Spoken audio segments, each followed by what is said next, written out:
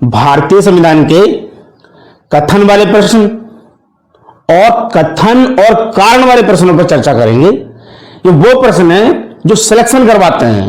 देखिए, यदि 5 लाख अभ्यर्थी फॉर्म भर रहे हैं तो 4.5 लाख को बाहर कर दीजिए, क्योंकि वो कंपटीशन में नहीं है, वो सीरियस नहीं है। बच्चे 50,000, उसमें 20,000 ऐसे हैं जो यूपीएससी या पीसीएस के लिए सीरियस नहीं है। बच्चे 30,000, उन 30,000 में वही अभ्यर्थी आगे बढ़ पाते हैं जो इन कथन वाले प्रश्नों को या कथन और कारण वाले प्रश्नों को कर पाते हैं। तो ऐसे ही प्रश्नों पर चर्चा करेंगे। इसमें पहला प्रश्न है कथन और कारण वाला प्रश्न।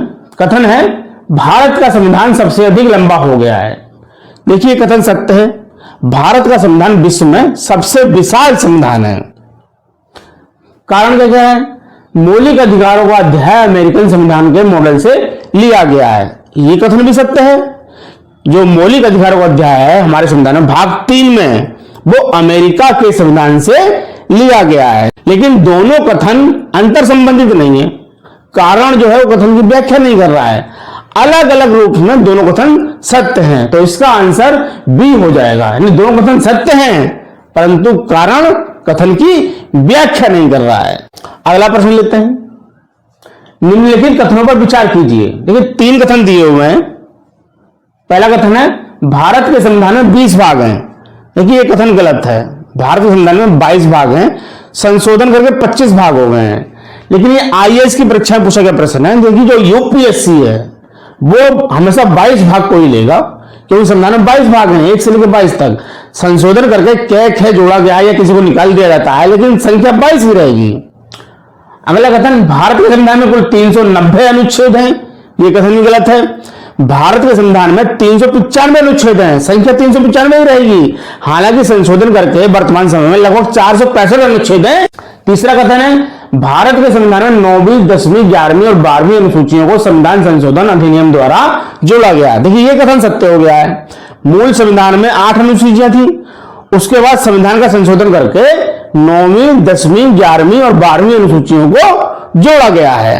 अगला प्रश्न लेते हैं, भारतीय संविधान की 3य अनुसूची में निम्न में से क्या उपबंधित है? देखिए, 4 पॉइंट दिए गए हैं, शपथ के बारे में दिए गए हैं कि 3री अनुसूची में किनके बारे में शपथ के प्रारूप दिए गए हैं। तो इतना याद रखिए, जो 3री अनुसूची है उसमें मंत्री हैं, एमपी, एमएलए हैं, सुप्रीम कोर्ट, हाई कोर्ट के न्यायाधीश हैं और कैग, इनके बारे में शपथ के प्रारूप दिए गए हैं। और इसमें जो तीसरा कथन दिया हुआ है, भारत के राष्ट्रपति के बारे में 3री अनुसूची में नहीं है। राष्ट्रपति के बारे में अनुच्छेद 60 में शपथ का प्रारूप दिया गया है। तो कथन 3 इसमें असत्य हो जाएगा, बाकी तीनों कथन सत्य हैं।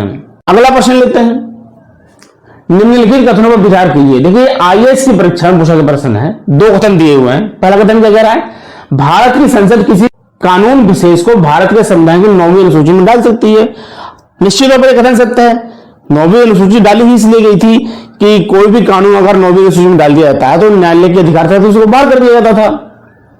दूसरा कथन क्या कह रहा है, 9वीं अनुसूची में डाले गए किसी कानून की वैधता का परीक्षण किसी न्यायालय द्वारा नहीं किया जा सकता और उसके ऊपर कोई निर्णय भी नहीं किया जा सकता है। देखिए, यह कथन असत्य हो गया है। कोहेल्लो बनाम तमिलनाडु राज्य के मामले में 2007 में सुप्रीम कोर्ट ने यह कहा है कि जो 9वीं अनुसूची में जो अधिनियम डाले जाते हैं या डाले गए हैं, 24 अप्रैल 1973 केशवानंद भारती का केस, जिसमें सुप्रीम कोर्ट ने मूल ढांचे का सिद्धांत दिया था, यदि उसके बाद कोई अधिनियम इस अनुसूची में डाला गया है तो उसको मूल ढांचे के सिद्धांत के आधार पर चुनौती दी जा सकती है, उसकी संवैधानिकता की जांच की जा सकती है। तो केवल कथन 1 सत्य है, 2 असत्य हो जाएगा। अगला प्रश्न लेते हैं, निम्न शब्दों पर विचार करें। समाजवादी, प्रजातांत्रिक, सार्वभौमिक, धर्मनिरपेक्ष, इनका क्रम पूछ रहा है। देखिए, संविधान की प्रस्तावना में इसका हम भारत के लोग भारत को संपूर्ण प्रभुत्व संपन्न, समाजवादी, पंथ निरपेक्ष, लोकतंत्रात्मक गणराज्य बनाने के लिए, तो क्रम याद कर लीजिए, उसी क्रम में पूछ रहा है। इसका आंसर आप निकाल। अगला प्रश्न लेते हैं, संविधान की उद्देशिका के संबंध में निम्नलिखित कथनों पर विचार कीजिए। देखिए, 4 कथन दिए हुए हैं। पहला कथन क्या है, पंडित नेहरू द्वारा प्रस्तुत ऑब्जेक्टिव प्रस्ताव अंततोगत्वा उद्देशिका बना। देखिए, कथन सत्य है। 13 दिसंबर 1946 को संविधान सभा में पंडित नेहरू ने जो उद्देश्य प्रस्ताव प्रस्तुत किया था वही अंततोगत्वा उद्देशिका बना। दूसरा कथन क्या है, इसकी प्रकृति न्याय योग्य नहीं है। यह कथन भी सत्य है। प्रस्तावना न्याय योग्य नहीं है। तीसरा कथन क्या है, इसका संशोधन नहीं किया जा सकता। यह कथन गलत हो गया है। देखिए केशवानंद भारती के केस में सुप्रीम कोर्ट ने यह कहा है कि उद्देशिका संविधान का भाग है, और जो संविधान का भाग है तो उसमें भी संशोधन किया जा सकता है, तो यह कथन असत्य है।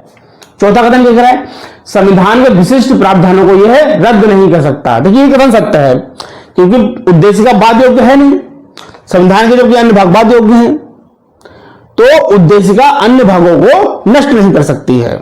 इसमें कथन 1, 2, 4 ये सत्य हो जाएंगे, तीसरा कथन असत्य है। अगला प्रश्न लेते हैं, भारत के संविधान के आमुख का लक्ष्य उसके सभी नागरिकों के लिए सुनिश्चित करना है। देखिए आमुख का मतलब प्रस्तावना, प्रियम्बल होता है। क्या 4 पॉइंट दिए हुए हैं, सामाजिक आर्थिक न्याय, विचार अभिव्यक्ति की स्वतंत्रता, अवसर की समता, व्यक्ति की प्रतिष्ठा, ये 4 पॉइंट दिए गए हैं। तो देखिए प्रस्तावना आपको याद होनी चाहिए। अगर आप याद नहीं कर पा रहे हैं तो लगभग 8-10 बार उसको पढ़ लीजिए तो एक आपको आइडिया लग जाएगा। इसमें क्या है, देखिए सामाजिक, आर्थिक और राजनीतिक न्याय है, विचार अभिव्यक्ति, विश्वास, धर्म और उपासना की स्वतंत्रता है, प्रतिष्ठा और अवसर की समता। तो ये चारों पॉइंट इसमें आ रहे हैं, तो उत्तर इसका हो जाएगा चारों, सभी चारों सही है। अगला प्रश्न लेते हैं, कथन कारण वाला प्रश्न है। कथन क्या कह रहा है, भारत एक संपूर्ण प्रभुत्व संपन्न समाजवादी धर्मनिरपेक्ष लोकतंत्रात्मक गणराज्य है। कारण क्या कह रहा है, इसे 42वें संविधान संशोधन 1976 द्वारा संपूर्ण प्रभुत्व संपन्न लोकतंत्रात्मक गणराज्य के स्थान पर प्रतिस्थापित किया गया। देखिए कथन सही है और इसके कारण भी इसकी व्याख्या कर रहा है। 42वें संशोधन द्वारा संवैधानिक प्रस्तावना में 3 शब्द डाले गए हैं, समाजवादी, पंचनिरपेक्ष और अखंडता। इसका मतलब वर्तमान समय में क्या है, हम भारत को संपूर्ण प्रभुत्व संपन्न समाजवादी पंचनिरपेक्ष लोकतंत्रात्मक गणराज्य बनाने के लिए, तो ये कथन सत्य है और इसकी व्याख्या भी सही हो रही है। 42वें संशोधन द्वारा संशोधन करके इसमें जोड़ा गया है, तो इसका आंसर ए हो जाएगा। अगला प्रश्न लेते हैं, भारत के संदर्भ में संसदीय शासन प्रणाली में निम्नलिखित में से कौन सा कथन सत्य है। देखिए संसदीय शासन प्रणाली के बारे में बात कर रहा है, उसके बारे में इसने 3 कथन दिए हुए हैं। पहला कथन क्या है, मंत्रिमंडल के सदस्य संसद के सदस्य होते हैं। देखिए कथन सत्य है। यहां पर आप एक चीज ध्यान रखिए, जो मंत्रिमंडलीय व्यवस्था है ये संसदीय शासन प्रणाली की व्यवस्था है और अध्यक्षीय शासन प्रणाली की जो व्यवस्था है, दोनों में अंतर ये होता है कि संसदीय शासन प्रणाली में जो मंत्री होते हैं वो संसद के सदस्य होते हैं, जबकि अध्यक्षीय शासन प्रणाली में मंत्रीगण संसद के सदस्य नहीं होते हैं। तो कथन सत्य है।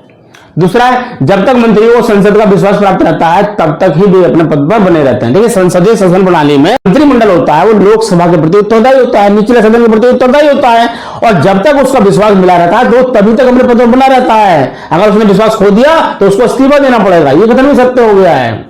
तीसरा, राज्य का अध्यक्ष ही मंत्रिमंडल का अध्यक्ष होता है, ये कथन गलत हो रहा है। संसदीय शासन प्रणाली में राज्य का अध्यक्ष राष्ट्रपति होता है, जबकि शासन का अध्यक्ष, मंत्रिपरिषद का अध्यक्ष प्रधानमंत्री होता है। लेकिन यहां पर अगर अध्यक्षीय शासन की बात करें, अमेरिका में अध्यक्षात्मक शासन प्रणाली है, वहां पर राज्य का अध्यक्ष ही शासन का अध्यक्ष होता है। लेकिन हमारे देश में संसदीय शासन प्रणाली है और संसदीय शासन प्रणाली में राज्य का अध्यक्ष राष्ट्रपति होता है, जबकि शासन का अध्यक्ष, मंत्रिमंडल का अध्यक्ष प्रधानमंत्री होता है। तो यह कथन गलत हो जाएगा। तो कथन 1 और 2 सत्य हैं, तीसरा कथन असत्य हो गया है। अगला प्रश्न लेते हैं, भारत में राजनीतिक व्यवस्था के मूलभूत लक्षण हैं। 4 कथन दिए हुए हैं। पहला कथन क्या है, यह एक लोकतांत्रिक गणतंत्र है। बिल्कुल सत्य कथन है। भारत में लोकतंत्र भी है और गणतंत्र भी है। देखिए लोकतंत्र का मतलब जनता का शासन है, गणतंत्र का मतलब राज्य का अध्यक्ष वंशानुगत नहीं है, निर्वाचित होता है। तो हमारे राष्ट्रपति राज्य का अध्यक्ष है, जो निर्वाचित होता है। दूसरा कथन क्या कर रहा है, इसमें संसदात्मक रूप की सरकार है, ये कथन भी सत्य है। हमारे देश में संसदीय शासन प्रणाली बनाई गई है। तीसरा कथन है, सर्वोच्च सत्ता भारत की जनता में निहित है, ये कथन भी सत्य है कि अंतिम सत्ता जो है वो जनता में निहित होती है, सर्वोच्च सत्ता जनता में निहित होती है। चौथा कथन क्या कर रहा है, यह एक एकीकृत शक्ति का प्रावधान करती है। देखिए चौथा कथन गलत हो गया है। भारत में एकीकृत प्रणाली नहीं है, संघीय शासन व्यवस्था अपनाई गई है। तो कथन 1, 2, 3 सत्य हो जाते हैं, चौथा कथन असत्य हो जाता है। अगला प्रश्न लेते हैं, कथन कारण वाला प्रश्न है। भारत के संविधान में संघीय प्रणाली का प्रावधान है, कथन सत्य है। संघीय शासन प्रणाली बनाई गई है भारत में। इसका कारण क्या कह रहा है, उसने एक बहुत शक्तिशाली केंद्रीय रचना की है। देखिए ये कथन सत्य है। भारत में यद्यपि संघीय शासन व्यवस्था अपनाई गई है, लेकिन फिर भी उसमें एकात्मक लक्षणों का समावेश हो गया है। एक शक्तिशाली केंद्र की स्थापना की गई है। तो दोनों कथन सत्य हैं, लेकिन दोनों कथन अलग अलग सत्य हैं, कारण कथन की व्याख्या नहीं कर रहा है। तो आंसर बी हो जाएगा। दोनों कथन सत्य हैं, परंतु कारण कथन की व्याख्या नहीं कर रहा है। अगला प्रश्न लेते हैं। भारत में संघवादिता व्यवहारिक नहीं है, ये कथन हो गया। कारण क्या कह रहा है? भारत एक संघीय राज्य नहीं है। देखिए, भारत में संघवादिता व्यवहारिक नहीं है, ये कथन सत्य है।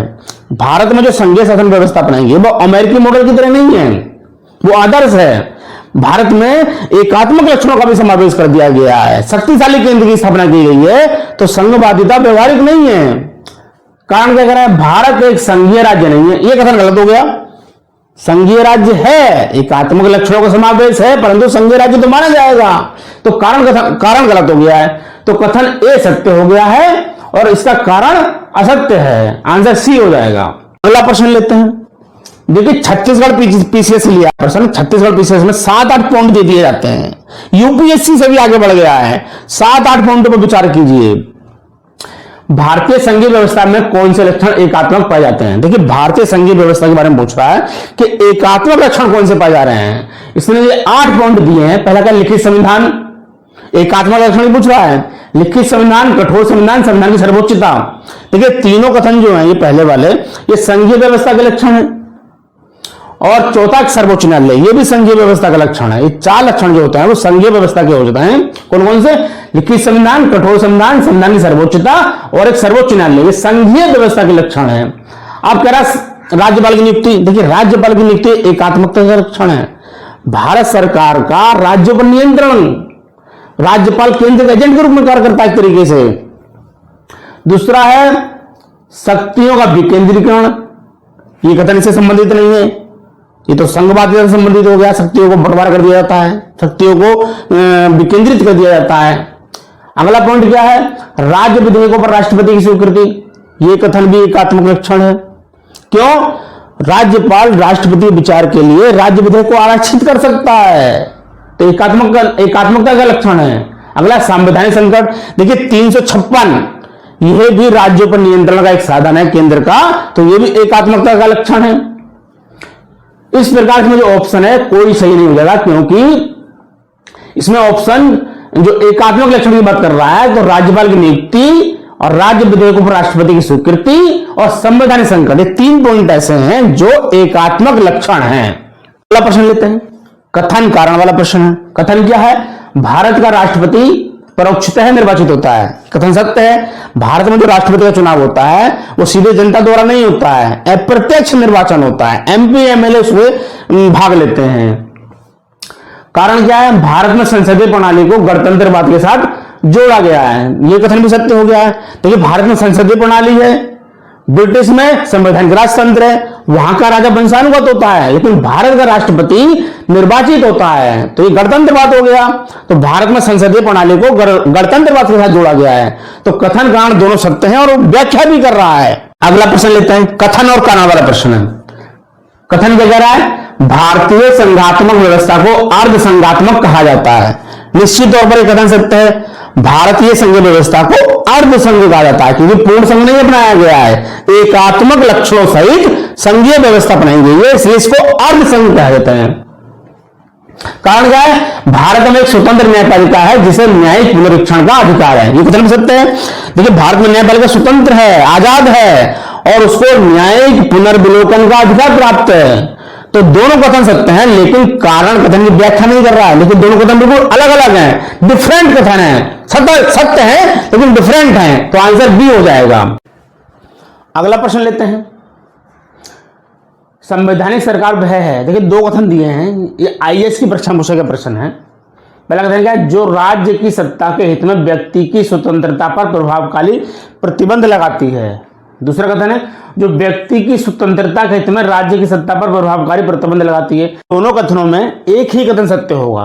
देखिए, यहां पर संवैधानिक सरकार कह रहा है, संवैधानिक सरकार का अर्थ होता है सीमित सरकार, संविधान द्वारा सीमित होनी चाहिए सरकार, उसको हम संवैधानिक सरकार कहते हैं। तो इसका मतलब क्या है, जो व्यक्ति की स्वतंत्रता के हित में राज्य की सत्ता पर प्रभावकारी प्रतिबंध लगाती है, सीमित सरकार हो गई है व्यक्ति की स्वतंत्रता के हित में। तो कथन 2 सत्य हो गया है, कथन 1 असत्य है। अगला प्रश्न लेते हैं, यूपीपीसीएस प्री 2017 में पूछा गया प्रश्न है, भारत एवं अमेरिका की राजनीतिक व्यवस्थाओं के बीच निम्नलिखित में से कौन सी विशेषताएं समान है। समानता पूछ रहा है भारत और अमेरिका के बीच में। पहला पॉइंट क्या है, अवशिष्ट शक्तियां केंद्र के पास हैं।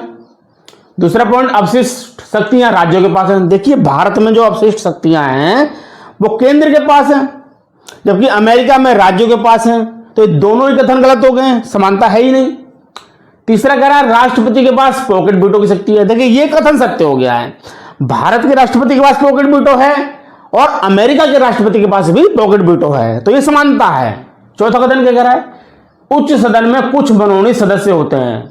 देखिए भारत में राज्यसभा, उच्च सदन राज्यसभा में 12 सदस्य राष्ट्रपति द्वारा मनोनीत किए जाते हैं, जबकि अमेरिका में ऐसी कोई व्यवस्था नहीं है, तो यह भी असमान हो गया है।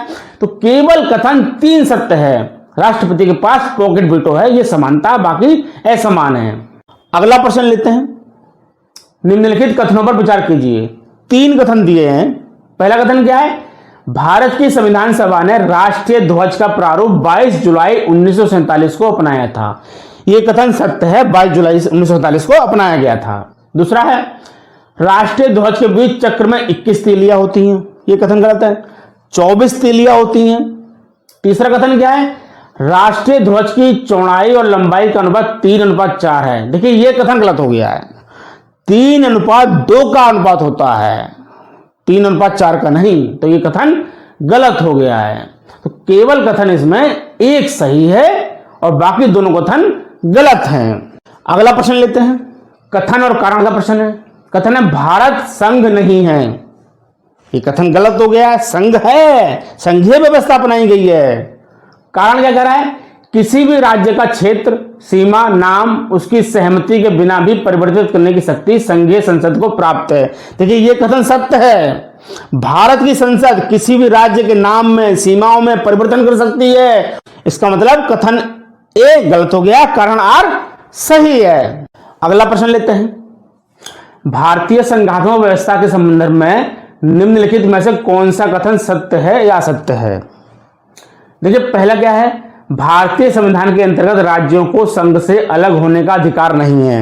ये कथन सत्य है, भारत में किसी भी राज्य को, किसी भी इकाई को भारत से अलग होने का कोई अधिकार नहीं मिला है। दूसरा कथन क्या कह रहा है, अलग होने की मात्र वकालत करने पर अभिव्यक्ति की स्वतंत्रता की सुरक्षा मिलेगी। यह कथन गलत हो गया है, अलग होने की कोई वकालत कर रहा है तो उसे अभिव्यक्ति की सुरक्षा कैसे मिल जाएगी, तो कथन गलत हो गया है। अगला प्रश्न लेते हैं, भारत का एक नागरिक अपनी नागरिकता खो देगा यदि वह, देखिए 4 कथन दिए गए हैं नागरिकता खोने के संबंध में। पहला क्या है, भारतीय नागरिकता का परित्याग करता है। बिल्कुल ये कथन सत्य है, आप नागरिकता का परित्याग करके भारत की नागरिकता खो सकते हैं। दूसरा कथन क्या है, स्वेच्छा से अन्य देश की नागरिकता प्राप्त करता है। बिल्कुल सत्य है, आप स्वेच्छा से किसी अन्य देश की नागरिकता प्राप्त कर सकते हैं तो भी आपकी नागरिकता चली जाएगी। तीसरा कथन क्या है, किसी अन्य देश के नागरिक से विवाह करता है। देखिए ये कथन असत्य हो गया है, अन्य देश के नागरिक से विवाह करने से आपकी नागरिकता नहीं जाएगी। चौथा कथन क्या है, सरकार की आलोचना करता है। यह कथन भी असत्य है, आपको सरकार की आलोचना करने का मूल अधिकार मिला हुआ है, तो यह कथन असत्य है, आलोचना करने से नागरिकता नहीं जाएगी। तो कथन 1 और 2 सत्य हैं, 3 और 4 असत्य हो गए हैं। अगला प्रश्न लेते हैं, अधिकारों को मूल अधिकार कहा जाता है क्योंकि, देखिए 4 कथन दिए गए हैं। पहला कथन क्या है, यह संविधान में उल्लिखित होता है, यह कथन सत्य है। दूसरा, यह प्रजातांत्रिक होता है, और तीसरा, यह लोक कल्याणकारी होता है। देखिए ये दोनों कथन असत्य हो गए हैं, प्रजातांत्रिक होना, लोक कल्याणकारी होना, मूल अधिकार कहा जाना अलग बात हो गई दोनों। अगला कथन क्या है, यह व्यक्तित्व विकास के लिए आवश्यक होता है। यह कथन सत्य है, मूल अधिकारों को मूल इसलिए भी कहा जाता है क्योंकि ये व्यक्तित्व के विकास के लिए आवश्यक हैं। कोई भी नागरिक मूल अधिकारों के बिना अपने व्यक्तित्व का विकास ही नहीं कर सकता है, इसीलिए इनको मूल कहा जाता है। अगला कथन क्या है, संसद इसके विरुद्ध कानून नहीं बना सकती। देखिए ये कथन भी सत्य है क्योंकि मूल अधिकार मूल अधिकारों की प्रवृत्ति ये होती है कि वो सरकार से ऊपर होते हैं, सरकार भी इनका उल्लंघन नहीं कर सकती है। तो ये कथन सत्य हो गया है। अगला प्रश्न लेते हैं, कथन और कारण वाला प्रश्न है। कथन क्या है? राज्य 6 से 14 वर्ष के सभी बच्चों को निःशुल्क और अनिवार्य शिक्षा प्रदान करेगा। ये कथन सत्य है। अनुच्छेद 21 के जो 86वें संशोधन द्वारा जोड़ा गया है वो इस प्रकार की व्यवस्था करता है, निःशुल्क शिक्षा की व्यवस्था करता है। कारण क्या कह रहा है? एक प्रजातांत्रिक समाज में शिक्षा का अधिकार मानवाधिकार के रूप में विकास के अधिकार की व्याख्या के लिए अपरिहार्य है। देखिए ये कथन भी सत्य है और ये उसकी व्याख्या भी कर रहा है। देखिए शिक्षा के बिना विकास असंभव है, तो शिक्षा के अधिकार के कारण ही शिक्षा का जो अधिकार दिया गया है उसको विकास से जोड़ा जाता है कि कितने शिक्षित लोग हैं। तो ये निश्चित तौर पर कारण कथन की व्याख्या भी कर रहा है। तो कथन आंसर ए सही हो जाएगा। अगला प्रश्न लेते हैं, भारत के संविधान में शोषण के विरुद्ध अधिकार द्वारा निम्नलिखित में से कौन से परिकल्पित हैं? देखिए शोषण के विरुद्ध अधिकार की बात कर रहा है। पहला पॉइंट, 4 पॉइंट दिए हैं। पहला कि मानव के देह का व्यापार और बंधुआ मजदूरी का निषेध, ये कथन सत्य है। देखिए शोषण के विरुद्ध अधिकार अनुच्छेद 23-24, 23 में बेगार है, 24 में बाल श्रम है। तो पहला अनुच्छेद 23 का है, सत्य है। अस्पृश्यता का अंत, ये गलत हो गया, ये अनुच्छेद 17 में मूल अधिकार है। तीसरा अल्पसंख्यकों के हितों की सुरक्षा, यह भी मूल अधिकार है, अनुच्छेद 29-30। चौथा कारखानों और खदानों में बच्चों के नियोजन का निषेध, यह कथन सत्य है, अनुच्छेद 24 बाल श्रम का निषेध करता है। तो कथन 1 और 4 सत्य हैं जो शोषण के विरुद्ध अधिकार प्रदान करते हैं। कथन 1 और 4 आंसर हो जाएगा। अगला प्रश्न लेते हैं, धार्मिक स्वतंत्रता के अधिकार के प्रावधान के अंतर्गत निम्नलिखित में क्या शामिल है? देखिए 4 पॉइंट दिए गए हैं। धर्म का प्रचार करने का अधिकार, बिल्कुल सत्य है, अनुच्छेद 25 में दिया गया है। आप किसी भी धर्म को मान सकते हैं, स्वीकार कर सकते हैं, उसका प्रचार भी कर सकते हैं। दूसरा कथन, सिखों को कृपाल धारण करने और रखने का अधिकार, देखिए ये कथन भी सत्य है। अनुच्छेद 25 में स्पष्टीकरण 1 दिया गया है जिसमें यह कहा गया है कि सिख लोग कृपाल धारण कर सकते हैं। तीसरा कथन क्या है? राज्य को समाज सुधारक विधि निर्माण करने का अधिकार है। निश्चित तौर पर राज्य समाज सुधारक विधि का निर्माण कर सकता है। अगला पॉइंट, धार्मिक निकायों को लोगों को धर्म परिवर्तन कराने का अधिकार, देखिए ये कथन सत्य हो गया है। आपको धर्म की आजादी है लेकिन धर्म परिवर्तन करने का अधिकार नहीं है। तो कथन 1, 2, 3 सत्य है, चौथा कथन गलत हो गया है। अगला प्रश्न लेते हैं, कथन और कारण वाला प्रश्न है। कथन क्या है? भारतीय संविधान का अनुच्छेद 30 अल्पसंख्यक वर्ग शब्द को परिभाषित नहीं करता है। देखिए निश्चित तौर पर कथन सत्य है। अनुच्छेद 30 में अल्पसंख्यक वर्ग की परिभाषा नहीं दी गई है। दूसरा कारण क्या कह रहा है? संविधान केवल भाषाई और धार्मिक अल्पसंख्यक वर्ग को मान्यता देता है। देखिए अनुच्छेद 30 में ही यह दिया गया है कि धर्म या भाषा पर आधारित अल्पसंख्यक वर्गों को अपनी रुचि की शिक्षण संस्थाओं की स्थापना करने और उनके प्रशासन का अधिकार होगा। यह अनुच्छेद 30 कहता है। इसमें अल्पसंख्यक वर्ग की कोई परिभाषा नहीं दी गई है, केवल ये धर्म या भाषा पर आधारित अल्पसंख्यक वर्ग को। तो दूसरा कथन भी सत्य हो गया है, पहला कथन भी सत्य है। तो दोनों कथन सत्य, अलग अलग सत्य हैं, व्याख्या नहीं कर रहा है। अगला प्रश्न लेते हैं, कथन और कारण का प्रश्न है। कथन क्या कह रहा है? संविधान के अनुच्छेद 32 को डॉक्टर अंबेडकर ने इसकी आत्मा कहा है। यह कथन सत्य है। अनुच्छेद 32 को डॉक्टर भीमराव अंबेडकर ने भारतीय संविधान की आत्मा कहा है। इसका कारण क्या है? अनुच्छेद 32 मौलिक अधिकारों के अतिक्रमण के विरुद्ध प्रभावी उपचार का प्रावधान करता है। देखिए यह कथन भी सत्य है। अनुच्छेद 32 जो मौलिक अधिकार दिए गए हैं भाग 3 में 12 से 35 में, अनुच्छेद 32 संवैधानिक उपचारों का अधिकार, ये मौलिक अधिकारों को लागू करवाने का अधिकार है। इसी कारण से डॉक्टर भीमराव अंबेडकर ने अनुच्छेद 32 को संविधान की आत्मा कहा है। तो कथन कारण दोनों सत्य हैं और उसकी व्याख्या भी कर रहा है। अगला प्रश्न लेते हैं, देखिए 2 कथन दे रहे हैं, ये आईएएस की परीक्षा में पूछा गया प्रश्न है। 2 कथन दिए हुए हैं। भारत के संविधान के संदर्भ में राज्य के नीति के निर्देशक तत्व, पहला पॉइंट क्या है? विधायिका के कृत्यों पर निर्बंधन लगाते हैं। दूसरा पॉइंट, कार्यपालिका के कृत्यों पर निर्बंधन लगाते हैं। देखिए राज्य के नीति निर्देशक तत्व वाद योग्य नहीं है, ये केवल सिफारिशें हैं। सरकार को एक निर्देश दिया गया है, सरकार इनको लागू करने का प्रयास करे, लेकिन ये बाध्यकारी नहीं है। तो कथन 1 भी असत्य है, कथन 2 भी असत्य है। अगला प्रश्न लेते हैं, भारत के संविधान के भाग 4 में अंतर्विष्ट प्रावधानों के संदर्भ में निम्नलिखित कथनों पर कौन से सही है? देखिए आईएएस की परीक्षा में पूछा गया प्रश्न है, 3 कथन दिए हुए हैं, पूछ रहा है कौन से सही है।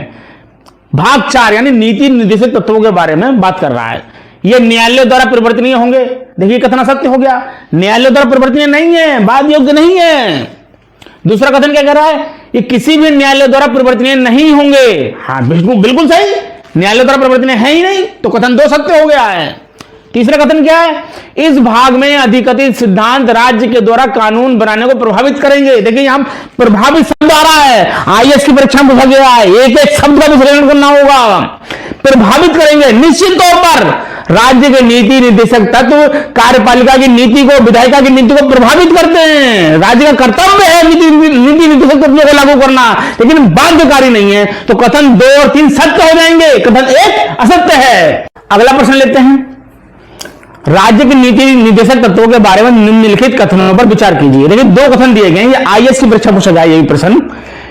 ये तत्व देश के सामाजिक आर्थिक लोकतंत्र की व्याख्या करते हैं। निश्चित तौर पर कथन सही है, नीति निर्देशक तत्वों के द्वारा सामाजिक आर्थिक लोकतंत्र की स्थापना की गई है।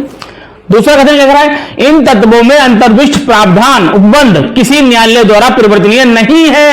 यह कथन भी सत्य है, न्यायालय द्वारा परिवर्तनीय है ही नहीं, बात योग्य नहीं है। तो दोनों कथन सत्य हो रहे हैं। अगला प्रश्न लेते हैं, निम्नलिखित में से कौन सा या कौन से राज्य के नीति निर्देशक तत्वों में शामिल हैं? देखिए इसमें 2 पॉइंट दिए हैं, ये पूछ रहा है कि कौन सा नीति निर्देशक तत्व में शामिल है। पहला क्या है? मानव के दुर्व्यवहार और बलात्कार का प्रतिषेध। देखिए मूल अधिकार है, अनुच्छेद 23 शोषण के विरुद्ध अधिकार, तो नीति निर्देशक तत्व नहीं है, तो कथन गलत हो गया है। दूसरा क्या कह रहा है? मादक पेयों और स्वास्थ्य के लिए हानिकारक औषधियों के औषधीय प्रयोजन से भिन्न उपभोग का प्रतिषेध। देखिए यह कथन सत्य हो गया क्योंकि यह नीति निर्देशक तत्व है, अनुच्छेद 47 में। अगला प्रश्न लेते हैं, निम्नलिखित में से राज्य के नीति निर्देशक सिद्धांतों के विषयों में पहचान कीजिए। पहचान करनी कौन से नीति निर्देशक तत्व है। पहला मद्य निषेध। देखिए हाँ ये मद्य निषेध सही है, ये नीति निर्देशक तत्व है, अनुच्छेद 47 में। दूसरा फैक्ट्रियों और खानों में बाल श्रम निषेध, ये मूल अधिकार है, नीति निर्देशक तत्व नहीं है, अनुच्छेद 24। तीसरा बेगार और बलात्कार, ये अनुच्छेद 23 में है, ये शोषण के विरुद्ध अधिकार है। चौथा अस्पृश्यता निषेध, ये अनुच्छेद 17 में है, ये भी मूल अधिकार है। तो केवल कथन 1 मद्य निषेध ये नीति निर्देशक तत्व में है, तो आंसर यही हो जाएगा, केवल 1, यानी आंसर सी। अगला प्रश्न लेते हैं, भारतीय संविधान के भाग 4 में दिए गए निर्देशित सिद्धांतों में निम्नलिखित में से कौन से सूचीबद्ध हैं?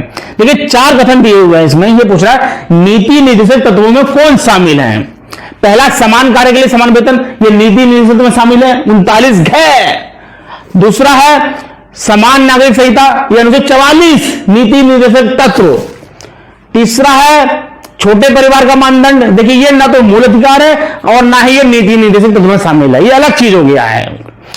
चौथा है प्राथमिक स्तर पर मातृभाषा में शिक्षा, देखिए अनुच्छेद 350 के में है, प्राथमिक स्तर पर मातृभाषा में शिक्षा की सुविधा, अनुच्छेद 350 के, तो नीति निर्देशक तत्व नहीं है। तो केवल 1 और 2 नीति निर्देशक तत्व है और लास्ट के 2 नीति निर्देशक तत्व नहीं है। प्रश्न लेते हैं, देखिए ये आईएएस की परीक्षा में पूछा गया प्रश्न है, निम्नलिखित कथनों में से कौन सा या कौन से भारतीय नागरिक के मूल कर्तव्यों के विषय में सही हैं? मूल कर्तव्य की बात कर रहा है, ये ध्यान रखिएगा।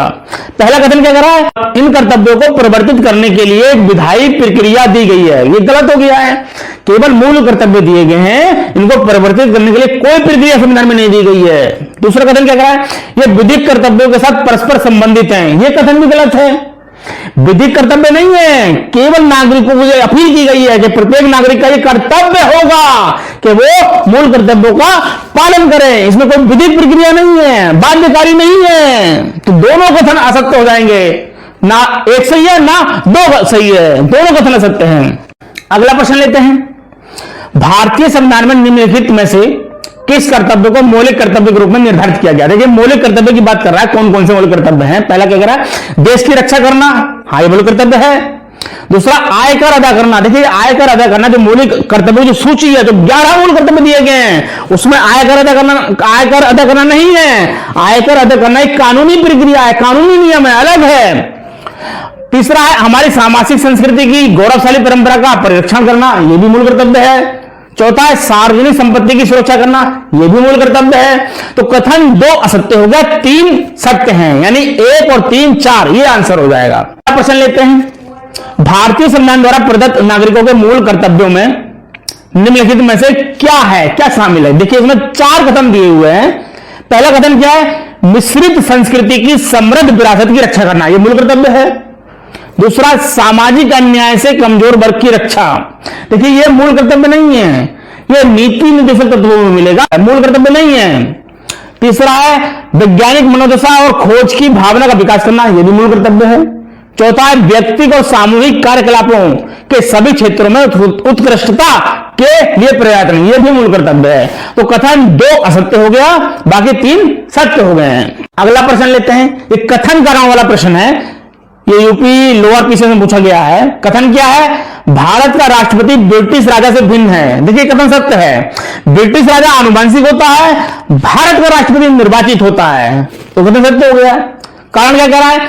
भारत के राष्ट्रपति का पद अमेरिका के राष्ट्रपति से मिलता है, यह कथन असत्य है, क्योंकि भारत में जो है राष्ट्रपति वास्तविक कार्यपालिका नहीं है, अमेरिका में राष्ट्रपति वास्तविक कार्यपालिका है, भारत में राष्ट्रपति केवल नाम मात्र की कार्यपालिका है, वास्तविक कार्यपालिका भारत में प्रधानमंत्री होता है। तो यह कथन असत्य हो गया है।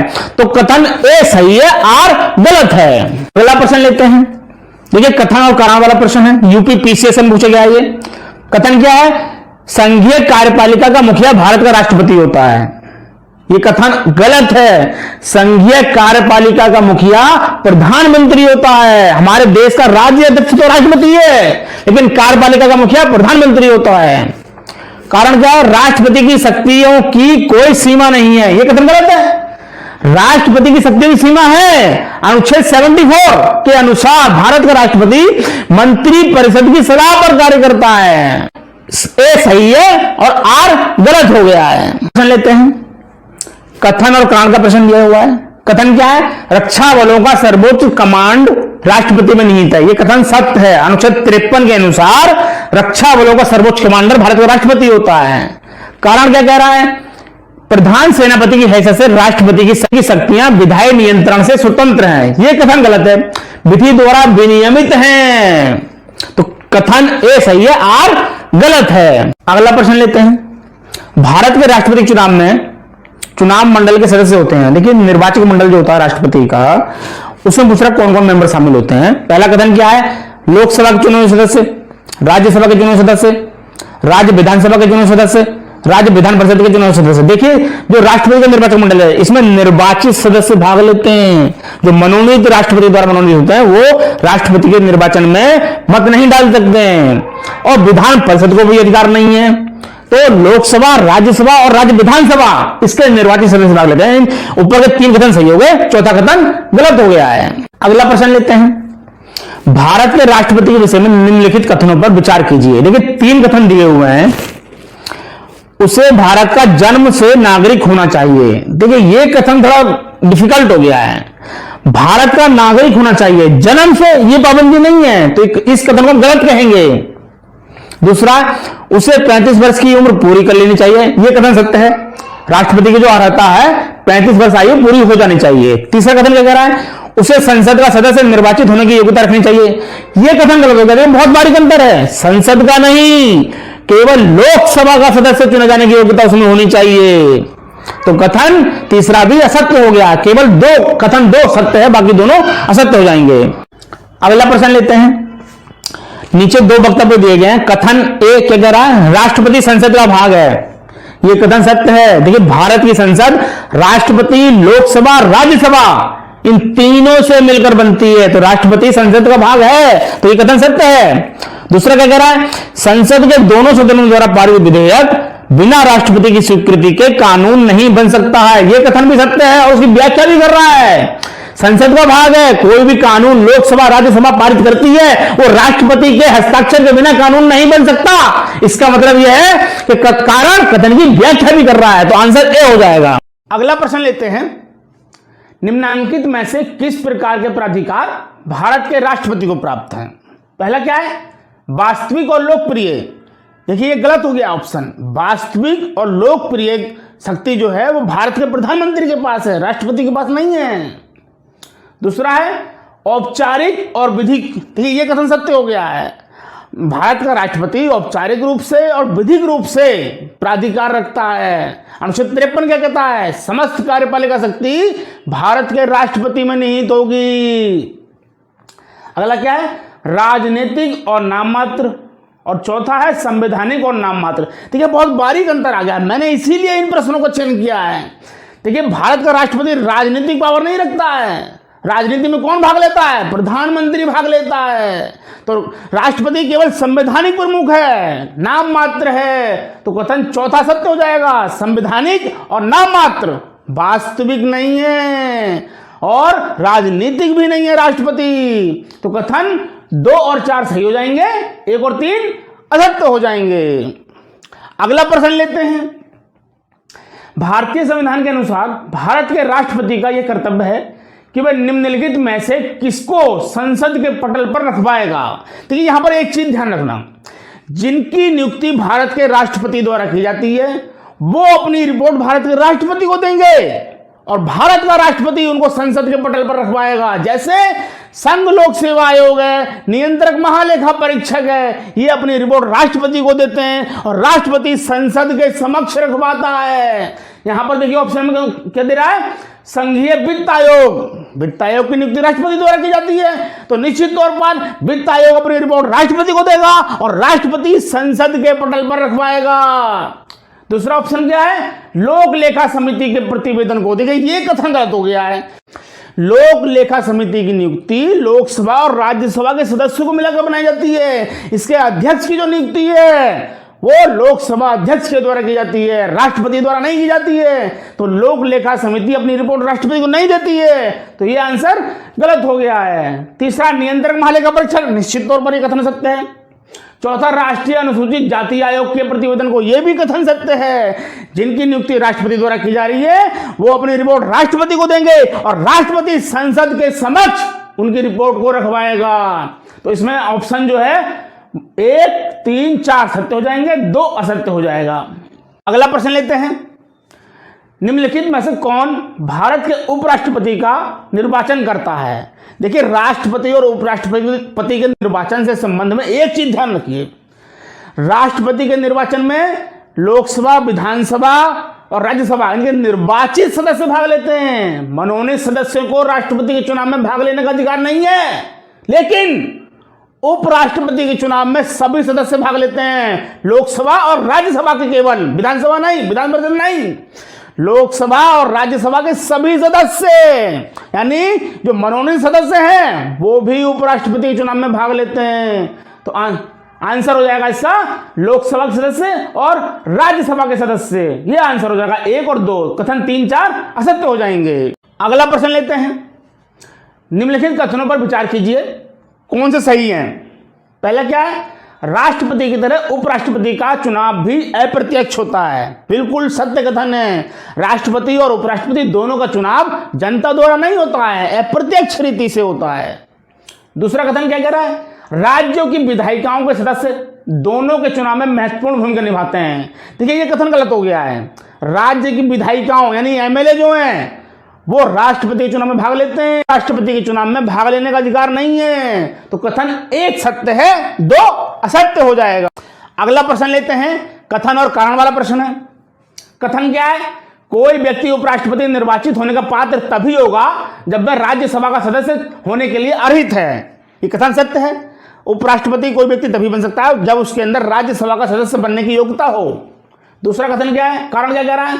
उपराष्ट्रपति राज्यसभा का पदेन सभापति होता है। देखिए राज्यसभा का सदस्य होने की अर्हता रखता हो तो कथन और कारण अंतर संबंधित हैं और कारण कथन की व्याख्या भी कर रहा है, तो आंसर ए हो जाएगा। अगला प्रश्न लेते हैं। उपराष्ट्रपति से संबंधित निम्नलिखित कथनों में से कौन से सही नहीं है? देखिए यहां पर नहीं आ गया है। मैं यहां पर एक बात और कहना चाहूंगा आपसे, आप जब प्रश्न को करते हैं, परीक्षा में जब बैठे होते हैं तो प्रश्न को पूरा पढ़ना। कई बार ऐसा होता है आपने पढ़ लिया कौन से कथन आप लगा दिए सही और पूछ रहा था वो कौन से गलत हैं, तो यहां पर वही हो रहा है। वो पूछ रहा कौन से सही नहीं है। पहला कथन क्या पूछ रहा है? उपराष्ट्रपति बनने के लिए व्यक्ति के पास जनता के सदन के सदस्य निर्वाचित होने की योग्यता है। यह गलत हो गया है। जनता का सदन मीन्स लोकसभा, उपराष्ट्रपति के लिए लोकसभा नहीं राज्यसभा की योग्यता होनी चाहिए। तो ये कथन गलत हो गया है और गलत नहीं पूछ रहा वो कौन सा सही नहीं है, तो कथन एक हो जाएगा सही। दूसरा, किसी राज्य की विधायिका का सदस्य इस पद के लिए उम्मीदवार हो सकता है। निश्चित तौर पर एमपी या एमएलए उपराष्ट्रपति पद के उम्मीदवार हो सकते हैं और यदि वो चुन लिए जाते हैं तो उस दिन से, जिस दिन वो पद ग्रहण करेंगे उस दिन से उनका एमपी एमएलए का पद खाली हो जाएगा। तो ये कथन सत्य है। अगला कथन क्या कह रहा है? उपराष्ट्रपति पद का कार्यकाल, उपराष्ट्रपति के पद का कार्यकाल उतना ही होता है जितना कि राष्ट्रपति का। ये भी सत्य है, दोनों का कार्यकाल 5-5 वर्ष है। चौथा कथन क्या है? उसको एक औपचारिक महाभियोग द्वारा पद से हटाया जा सकता है। यह कथन गलत हो गया है। महाभियोग केवल राष्ट्रपति पर लगाया जाता है, उपराष्ट्रपति पर महाभियोग लगाने की जरूरत नहीं है। तो पूछा कौन से कथन सही नहीं है, तो कथन 1 और कथन 4 ये सही नहीं है। अगला प्रश्न लेते हैं। भारत का उपराष्ट्रपति, पहला पॉइंट क्या है? भारत का द्वितीय उच्चतम प्रतिष्ठित पदधारी है। यह कथन सत्य है। पहले नंबर पर पदानुक्रम की बात करें तो पहले नंबर पर राष्ट्रपति आता है, दूसरे नंबर पर उपराष्ट्रपति है। दूसरा कथन क्या है? उपराष्ट्रपति के पास पद से संबंध कोई औपचारिक कार्य नहीं है। यह कथन भी सत्य है। भाई उपराष्ट्रपति के पास कोई औपचारिक कार्य नहीं है, उपराष्ट्रपति के रूप में उसका कोई कार्य नहीं है, वो राज्यसभा का पदेन सभापति होता है, इसका मेन कार्य यही है। तीसरा कथन क्या है? राष्ट्रपति की अनुपस्थिति में उसके कार्य का निर्वहन करता है। ये कथन सत्य है। यदि राष्ट्रपति अपने पद पर नहीं है, किसी कारण से पद खाली हो गया है, तो उपराष्ट्रपति राष्ट्रपति के पद का कार्य करेगा। इसी प्रकार चौथा कथन भी है कि राष्ट्रपति के पद त्याग या अपदस्थितिकरण अथवा मृत्यु के चलते राष्ट्रपति के रूप में कार्य करता है। यह भी कथन सत्य हो गया है। यदि राष्ट्रपति का पद खाली हो जाए किसी कारण से, तो उपराष्ट्रपति राष्ट्रपति के पद के रूप में कार्य करेगा। तो इसमें चारों कथन सत्य हैं। अगला प्रश्न लेते हैं। देखिए, आईएएस की परीक्षा में पूछा गया प्रश्न है, संघ सरकार के संदर्भ में निम्नलिखित कथनों पर विचार कीजिए। पहला कथन क्या है? कैबिनेट सचिव की सलाह पर प्रधानमंत्री द्वारा भारत सरकार के मंत्रालयों या विभागों का सृजन किया जाता है। देखिए, ये कथन गलत है। कैबिनेट सचिव नहीं होगा इसमें, प्रधानमंत्री की सलाह पर राष्ट्रपति द्वारा मंत्रालयों का सृजन किया जाता है। तो कथन गलत हो जा रहा है। दूसरा कथन क्या है? हर एक मंत्रालय को प्रधानमंत्री की सलाह पर भारत के राष्ट्रपति द्वारा किसी मंत्री को प्रदान किया जाता है। यह कथन सत्य है। किसी मंत्री को कौन सा पद मिलेगा, कौन सा विभाग मिलेगा, कौन सा मंत्रालय मिलेगा किसी व्यक्ति को, ये राष्ट्रपति नियुक्त करता है, लेकिन प्रधानमंत्री की सलाह पर आवंटन करता है। तो केवल कथन 2 सत्य है, कथन 1 असत्य हो गया है। अगला प्रश्न लेते हैं। निम्नलिखित कथनों पर विचार कीजिए। देखिए, ये भी आईएएस की परीक्षा में पूछा गया प्रश्न है। पहला कथन क्या है? राष्ट्रपति भारत सरकार का कार्य अधिक सुविधापूर्वक किए जाने के लिए तथा मंत्रियों में उक्त कार्य के आवंटन के नियम बनाएगा। बिल्कुल कथन सत्य है। राष्ट्रपति ही नियम बनाता है, लेकिन वो प्रधानमंत्री की सलाह अवश्य लेता है। दूसरा कथन क्या है? भारत सरकार की समस्त कार्यपालक कार्रवाई प्रधानमंत्री के नाम से की हुई कही जाएंगी। ये कथन गलत है। भारत सरकार की समस्त कार्रवाइयां राष्ट्रपति के नाम से की हुई कही जाती हैं, प्रधानमंत्री के नाम से नहीं, राष्ट्रपति के नाम से की हुई कही जाती हैं। लेकिन कर्ता वास्तव में प्रधानमंत्री और मंत्रिपरिषद है। इसीलिए तो राष्ट्रपति को नाम मात्र की कार्यपालिका कहते हैं, क्योंकि नाम राष्ट्रपति का रहता है, करने वाला मंत्रिपरिषद और प्रधानमंत्री होता है, नाम राष्ट्रपति का चलता है। तो इसमें कथन 1 सत्य हो जाएगा, 2 असत्य हो जाएगा। अगला प्रश्न लेते हैं। मंत्रिपरिषद सामूहिक रूप से उत्तरदायी होती है। देखिए, यहां ध्यान रख लीजिए कि जो मंत्रिपरिषद होती है, केंद्रीय मंत्रिपरिषद, वो सामूहिक रूप से लोकसभा के प्रति उत्तरदायी होती है। ऑप्शन क्या दे रहा है? लोकसभा के प्रति, कथन सत्य है, लोकसभा के प्रति उत्तरदायी होती है। दूसरा, एक संवैधानिक बाध्यता के अंतर्गत, निश्चित तौर पर संवैधानिक बाध्यता है अनुच्छेद 75(3) के अनुसार। तो तीसरा ऑप्शन अनुच्छेद 75(3) दे रहा है। चौथा 74(3) दे रहा है, तो 74(3) नहीं है, संवैधानिक बाध्यता है अनुच्छेद 75(3). तो कथन 1, 2, 3 सत्य हो जाएंगे और कथन चौथा असत्य हो जाएगा। अगला प्रश्न लेते हैं। भारतीय संविधान के संदर्भ में निम्नलिखित कथनों पर विचार कीजिए। पहला कथन क्या है? संघ मंत्रिपरिषद लोकसभा के प्रति सामूहिक रूप से उत्तरदायी होगी।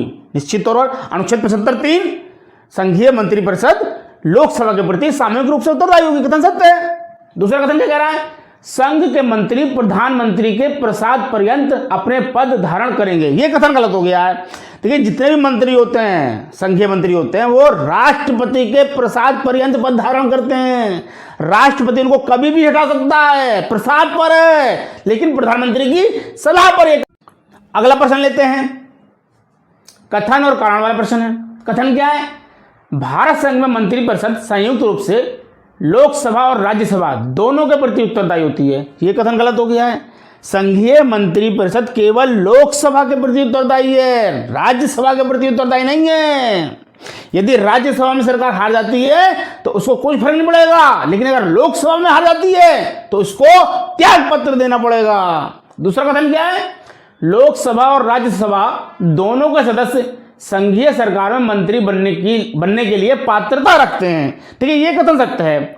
मंत्री किसी भी सदन से हो सकता है, चाहे वो लोकसभा का सदस्य हो चाहे राज्यसभा का सदस्य हो, तो मंत्री बन सकता है।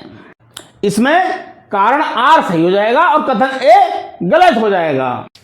अगला प्रश्न लेते हैं, निम्नलिखित कथनों पर विचार कीजिए। देखिए आईएएस की परीक्षा में पूछा गया प्रश्न है। 3 कथन दिए हुए हैं। पहला क्या है? केंद्र में मंत्रिपरिषद संसद के प्रति सामूहिक रूप से उत्तरदायी होगी। देखिए संसद आया है तो संसद के प्रति उत्तरदायी नहीं है, केवल लोकसभा के प्रति उत्तरदायी है, तो कथन गलत है। दूसरा कथन, संघीय मंत्री भारत के राष्ट्रपति के प्रसाद पर्यंत पद धारण करेंगे। यह कथन सत्य है। अनुच्छेद 75(2) के अनुसार संघीय मंत्री राष्ट्रपति के प्रसाद पर्यंत पद धारण करते हैं। तीसरा कथन क्या है? विधि निर्माण हेतु प्रस्ताव के बारे में प्रधानमंत्री राष्ट्रपति को सूचित करेगा। यह कथन भी सत्य है। जो भी विधि निर्माण के बारे में प्रस्ताव होते हैं उसके बारे में भारत का प्रधानमंत्री राष्ट्रपति को सूचित करता है अनुच्छेद 78 के अनुसार। तो कथन 2 और 3 सत्य हो जाएंगे, कथन 1 असत्य हो जाएगा। अगला प्रश्न लेते हैं। देखिए आईएएस की परीक्षा में पूछा गया है, भारत में अविश्वास प्रस्ताव के विषय में निम्नलिखित कथनों पर विचार कीजिए। पहला कथन है, भारत के संविधान में किसी अविश्वास प्रस्ताव का कोई उल्लेख नहीं है। यह कथन सत्य हो गया है। अविश्वास प्रस्ताव का किसी अनुच्छेद में उल्लेख नहीं है, केवल जो लोकसभा के नियम है वहां पर इसका उल्लेख है। दूसरा कथन क्या है? अविश्वास प्रस्ताव केवल लोकसभा में ही पुनर्स्थापित किया जा सकता है। यह कथन भी सत्य हो गया है।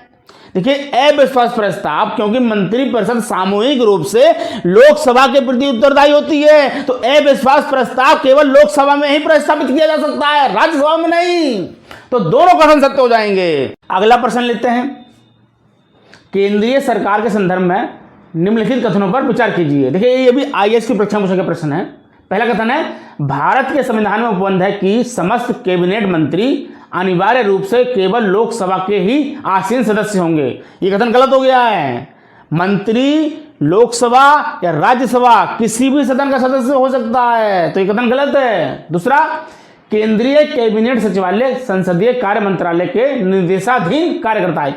यह भी कथन गलत हो गया है, क्योंकि जो केंद्रीय कैबिनेट सचिवालय है वो सीधे प्रधानमंत्री के अधीन कार्य करता है। तो दोनों ही कथन गलत हो गए हैं। अगला प्रश्न लेते हैं, भारत के महान्यायवादी अटॉर्नी जनरल ऑफ इंडिया के विषय में निम्नलिखित कथनों पर विचार कीजिए। पहला कथन है, वह भारत के राष्ट्रपति द्वारा नियुक्त किया जाता है। कथन सत्य है। अटॉर्नी जनरल ऑफ इंडिया की नियुक्ति भारत के राष्ट्रपति द्वारा की जाती है। दूसरा कथन, उसमें वही योग्यता होनी चाहिए जो सर्वोच्च न्यायालय के न्यायाधीश की होती है। ये कथन भी सत्य है। अटॉर्नी जनरल की योग्यता क्या है? सर्वोच्च न्यायालय के न्यायाधीश बनने की उसमें योग्यता होनी चाहिए। तीसरा कथन क्या है? उसे संसद के किसी एक सदन का सदस्य होना चाहिए। ये कथन गलत हो गया है। संसद का सदस्य नहीं होता है। चौथा कथन क्या है? संसद द्वारा महाभियोग लगाकर उसे हटाया जा सकता है। ये कथन गलत हो गया है। महान्यायवादी भारत के राष्ट्रपति के प्रसाद पर्यंत पद धारण करता है, भारत का राष्ट्रपति उसे कभी भी हटा सकता है। तो ये कथन गलत हो गया। केवल कथन 1 और 2 सत्य हैं, 3, 4 असत्य हो जाएंगे। प्रश्न लेते हैं, भारत के महान्यायवादी के संदर्भ में निम्नलिखित कथनों पर विचार कीजिए। पहला कथन क्या है? राष्ट्रपति किसी ऐसे व्यक्ति की नियुक्ति करेगा जो उच्चतम न्यायालय के न्यायाधीश के रूप में नियुक्ति के लिए अर्ह होगा। यह कथन सत्य हो गया है। उसमें महान्यायवादी में उच्चतम न्यायालय के न्यायाधीश बनने की योग्यता होनी चाहिए। दूसरा कथन क्या कह रहा है? महान्यायवादी इतना पारिश्रमिक प्राप्त करेगा जो संसद अवधारित करे। यह कथन गलत हो गया है। संसद नहीं, राष्ट्रपति अवधारित करेगा, उतना पारिश्रम प्राप्त करेगा जितना राष्ट्रपति निर्धारित करेगा। तो ये कथन असत्य हो गया है। तो यहां पर केवल कथन एक सत्य है, कथन दो असत्य हो गया है। अगला प्रश्न लेते हैं। ये आईएएस की परीक्षा में पूछा गया प्रश्न है। भारत के महान्यायवादी के संबंध में 4 कथन दिए हुए हैं, कौन से सही है पूछ रहा है।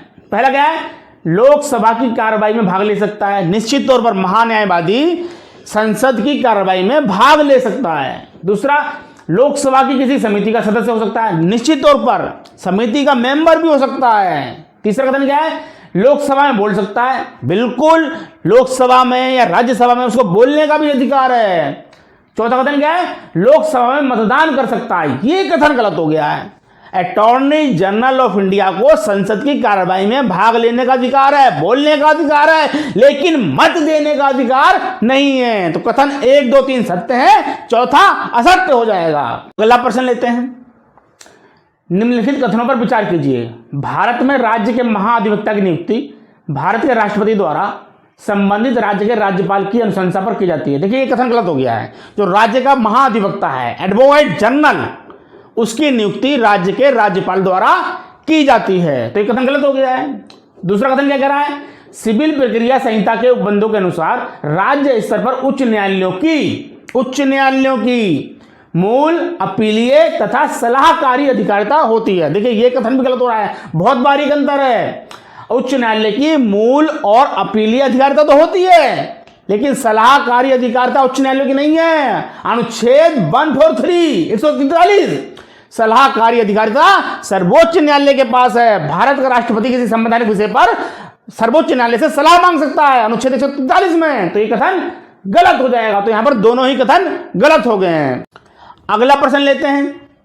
निम्नलिखित कथनों पर विचार कीजिए। पहला कथन क्या है, लोकसभा अथवा राज्य की विधानसभा के निर्वाचन में जीतने वाले उम्मीदवार को निर्वाचित घोषित किए जाने के लिए किए गए मतदान का कम से कम 50% मत पाना अनिवार्य है। देखिए ये कथन गलत हो गया है। एमपी एमएलए का जो चुनाव होता है उसमें जो सबसे ज्यादा मत जिसे प्राप्त होते हैं उसको विजयी घोषित किया जाता है। 50% मत प्राप्त करने की कोई अनिवार्यता नहीं है। तो कथन गलत हो गया है। दूसरा कथन क्या कह रहा है, भारत के संविधान में अधिकथित उपबंधों के अनुसार लोकसभा में अध्यक्ष का पद बहुमत वाले दल को जाता है तथा उपाध्यक्ष का पद विपक्ष को जाता है। देखिए यहां पर बहुत बारीक अंतर आ रहा है। वो कह रहा है संविधान में अधिकथित उपबंधों के अनुसार, तो यह गलत हो गया है। संविधान में ऐसा कोई प्रावधान नहीं है। यह कथन वैसे सत्य है, परंपरा के अनुसार यह कथन सत्य है, लेकिन यहां पर क्या कह रहा है, संविधान में उल्लिखित अधिकथित उपबंधों के अनुसार, तब यह कथन गलत हो जा रहा है। तो ये दोनों के दोनों कथन ही गलत हो जा रहे हैं। कथन 1 भी गलत है, कथन 2 भी गलत है। अगला प्रश्न लेते हैं। लोकसभा अध्यक्ष के पद के विषय में निम्नलिखित कथनों पर विचार कीजिए। पहला, वह राष्ट्रपति के प्रसाद पर्यंत पद धारण करता है। देखिए कथन गलत हो गया है, राष्ट्रपति के प्रसाद पर कार्य नहीं करता है। दूसरा कथन क्या है, यह आवश्यक नहीं है कि अपने निर्वाचन के समय वह सदन का सदस्य हो, परंतु उसे अपने निर्वाचन के बाद 6 माह के भीतर सदन का सदस्य हो जाना चाहिए। देखिए कथन गलत हो गया है। यह अनिवार्य है, लोकसभा अपने सदस्यों में से ही लोकसभा अध्यक्ष का चुनाव करती है। तो यह कथन भी गलत हो गया है। तीसरा कथन क्या कह रहा है, यदि वह त्यागपत्र देना चाहे तो उसे अपना त्यागपत्र उपाध्यक्ष को संबोधित करना होगा। यह कथन सत्य हो गया है। अध्यक्ष उपाध्यक्ष को संबोधित करके त्यागपत्र देता है। तो केवल कथन 3 सत्य है, कथन 1 और 2 असत्य हो गए हैं। अगला प्रश्न लेते हैं। निम्नलिखित कथनों पर विचार कीजिए। 3 कथन दिए हुए हैं। पहला क्या है, संघ राज्य क्षेत्रों का राज्यसभा में प्रतिनिधित्व नहीं होगा। कथन गलत है। दिल्ली और पुदुचेरी का राज्यसभा में प्रतिनिधित्व है। दूसरा, निर्वाचन झगड़ों का निर्णय करना मुख्य निर्वाचन आयुक्त के अधिकार क्षेत्र में आता है। यह कथन गलत हो गया है। निर्वाचन संबंधी जो झगड़े होते हैं उनका निपटारा न्यायपालिका करेगी। तीसरा कथन क्या कह रहा है, भारत के संविधान के अनुसार संसद में केवल लोकसभा और राज्यसभा होती है। यह कथन भी गलत हो गया है।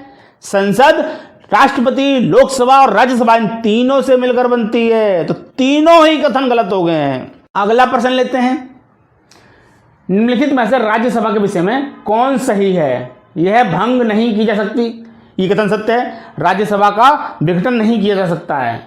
दूसरा, इसका कार्यकाल 5 वर्ष होता है। ये कथन गलत हो गया है। इसका तो कोई कार्यकाल ही नहीं होता है क्योंकि इसका विघटन ही नहीं हो सकता। तीसरा कथन क्या कह रहा है, प्रत्येक 2 वर्ष बाद इसके 1/3 सदस्यों का कार्यकाल समाप्त हो जाता है। ये कथन सत्य है। हर 2 वर्ष बाद 1/3 सदस्य रिटायर हो जाते हैं और नए सदस्य चुन लिए जाते हैं। चौथा कथन क्या कह रहा है, इसके सदस्य 25 वर्ष से कम आयु के नहीं होंगे। ये गलत हो गया है, 30 वर्ष से कम आयु के नहीं होंगे। तो कथन 1-3 सत्य है और 2-4 असत्य हो गए हैं। अगला प्रश्न लेते हैं, कथन और कारण वाला प्रश्न है।